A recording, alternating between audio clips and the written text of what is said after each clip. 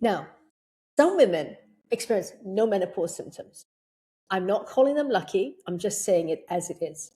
They wake up one day and after a while they realize, ah, maybe I am in menopause. I haven't had a period for more than a year. That is the um, textbook definition, where you have not had a period for 12 continuous months. That also can change a bit, okay? But the physical symptoms that occur to a woman are, you get vaginal dryness. So a lot of women don't want to have sex because it hurts, okay?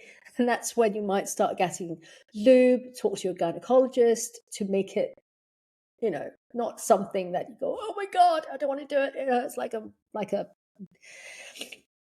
like sandpaper. That's all I'm going to say. So also though, because you don't have those hormones, estrogen and progesterone,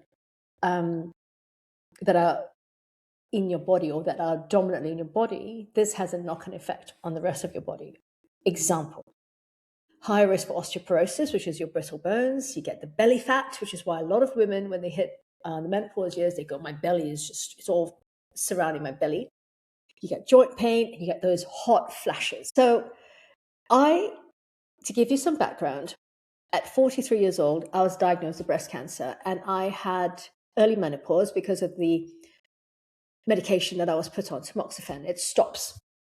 It tells you to stop producing estrogen and progesterone because my cancer was ER positive, PR positive, which means the estrogen receptors and progesterone receptors were positively identified to have impacted my cancer. What I remember is going out with a group of my friends, and these were ladies who were 10 years older than me, so they were in their 50s, many of whom were well into the menopause.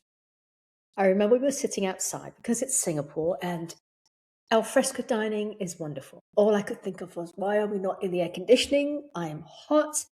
And I was getting the menu, going under my dress and fanning between my legs because I was just going, it is so hot. And I love this video. It's gone viral of a woman sitting, I think, watching a football game in America, and she's steaming from her head because she's so hot. Since moving to England, what I've noticed as winter comes, I am feeling warm and my husband is not. I have at times stood outside of my garden when it's like 1 degree, going in just a t-shirt going, this is really, really nice now. It's just great. So why am I still experiencing hot flashes? You know what? In my case, I don't really know. So as I said, the textbook definition is when you don't have a period for 12 months. Back to when I had breast cancer. I didn't have a period for 18 months and then suddenly I got a period. And when I say I got a period, it was like the accumulation of 18 months of periodness that came. Another cancer survivor who was a client of mine at the time told me, Ali, it was like a murder scene. She wasn't far off. And I thought, oh my God, I've got uterine cancer, cervical cancer, all sorts of cancers. Why is all this bleeding happening? So I was then referred to a gynecological oncologist.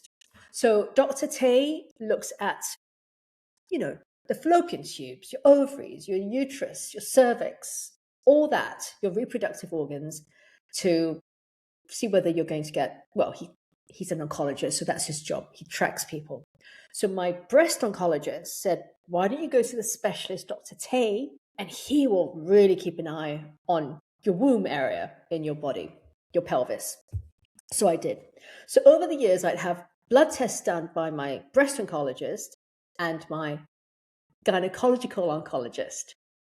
I would get the same test results, as in the markers of where my estrogen levels were. My breast oncologist would say, that's it, you're in menopause.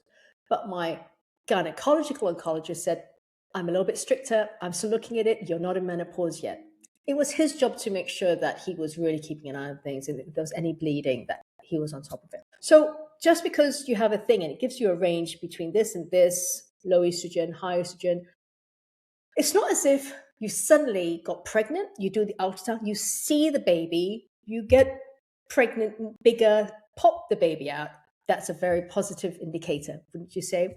When you're in menopause, though, sometimes you go, am I in menopause?